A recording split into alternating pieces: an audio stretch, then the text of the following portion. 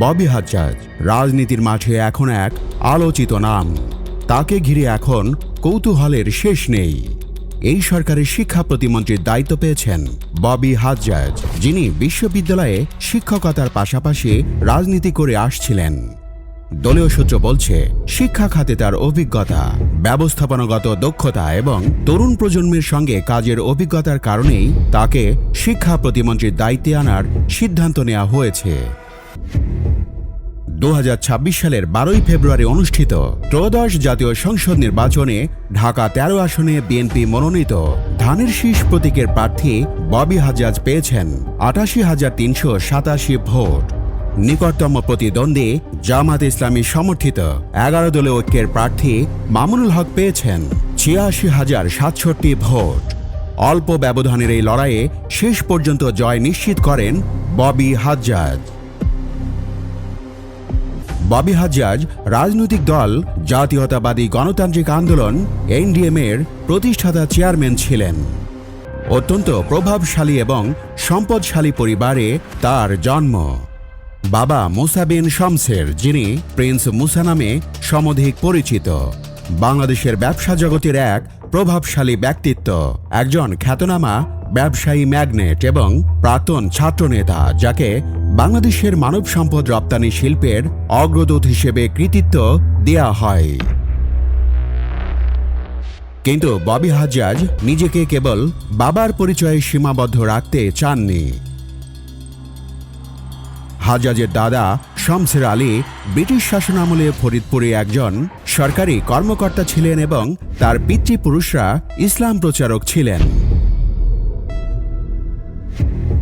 তার মা কানিজ ফাতেমা চৌধুরী পাবনার বিখ্যাত ধুলাই জমিদার পরিবারের একজন।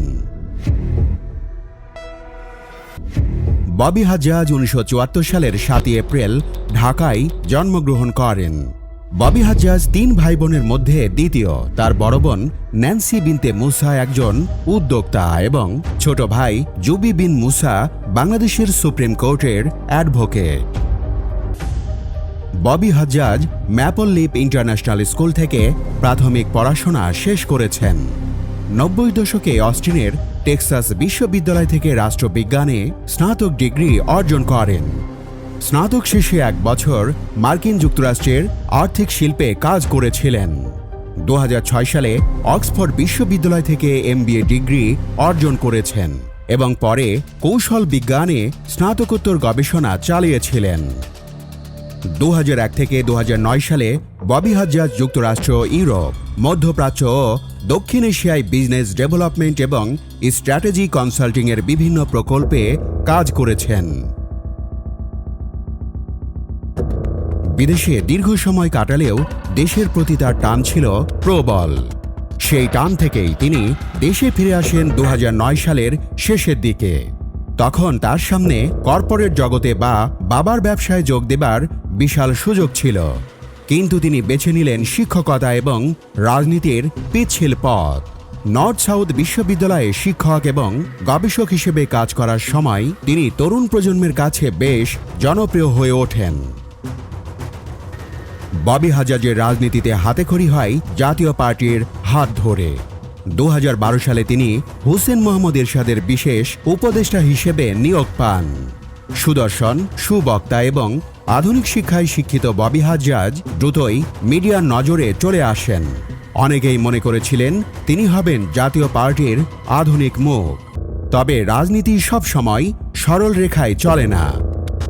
2014 সালের নির্বাচনের সময় রাজনৈতিক মতপার্থক্যের কারণে তিনি জাতীয় পার্টি থেকে সরে আসেন। 2014 সালের 5 জানুয়ারি অনুষ্ঠিত নির্বাচনে জাতীয় পার্টি নির্বাচনে অংশগ্রহণ করে এবং ওই সময় থেকে ববি হাজ্জাজের সঙ্গে জাতীয় পার্টি ও এরশাদের সম্পর্কের অবনতি ঘটে। ঠিক 2014 সালের নির্বাচনের আগেই 2013 সালের শেষ দিকে তাকে 20 ঘন্টা ধরে র্যাপিড অ্যাকশন ব্যাটালিয়নের কর্মকর্তারা আটক করে রেখেছিলেন।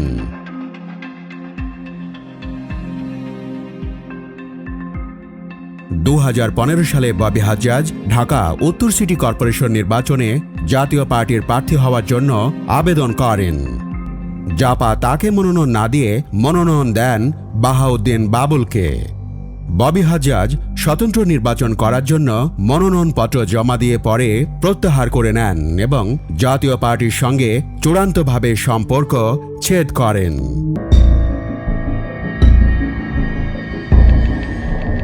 নিজের রাজনৈতিক দর্শন বাস্তবায়নের লক্ষ্যে তিনি প্রতিষ্ঠা করেন নিজস্ব দল জাতীয়তাবাদী গণতান্ত্রিক আন্দোলন এনডিএম।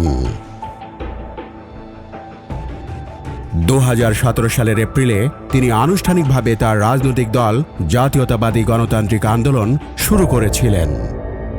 ববি হাজ্জাজ তার দল ন্যাশনাল ডেমোক্রেটিক মুভমেন্ট বা এনডিএম থেকে পদত্যাগ করেন এবং বিএনপিতে যোগ দেন।